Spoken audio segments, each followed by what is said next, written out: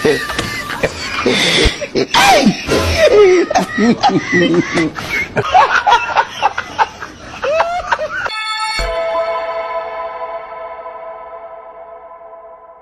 y'all, come look at this.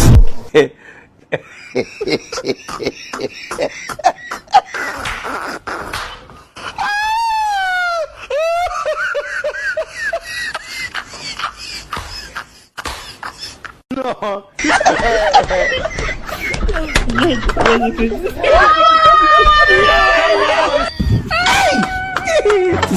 Kasongo yeah. Mombali nanga. Kasongo mbona wewe.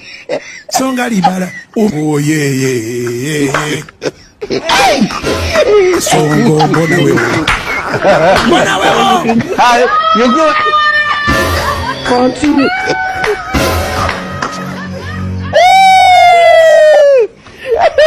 Ayo mama.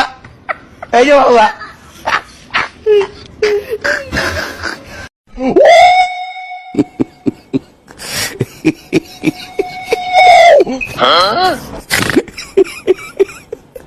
Aduh bobo.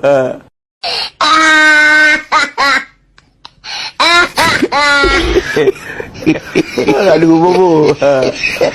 Wajib Pak Widi. Yesus. Sekarang sekali dah macam saya.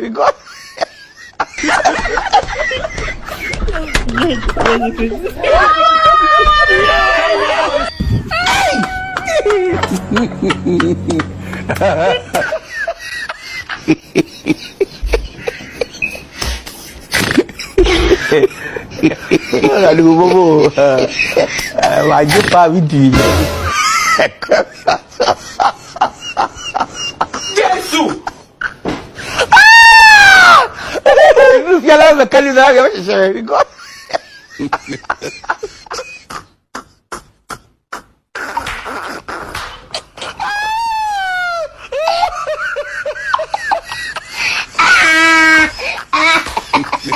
No.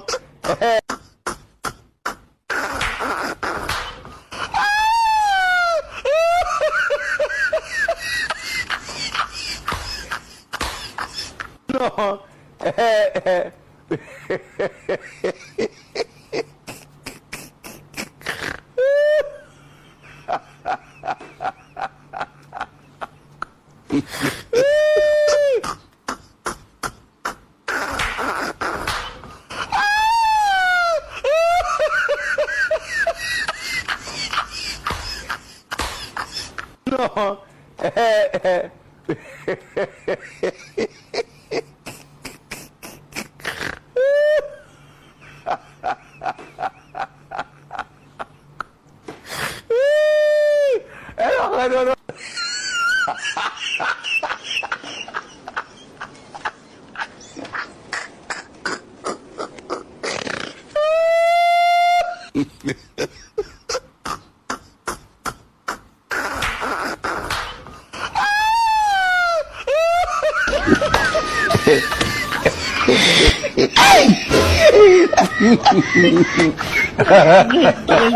Hi, you good? Continue.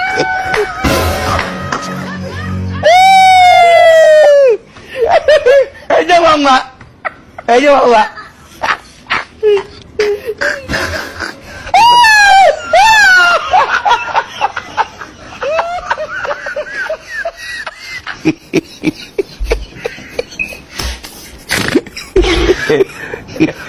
Aduh bobo.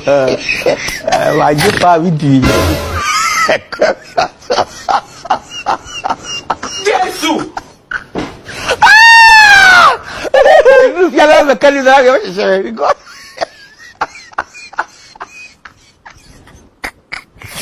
Wah, satu question saja. Orang yang saya universiti belum nak kau eh. Dia bobo tu.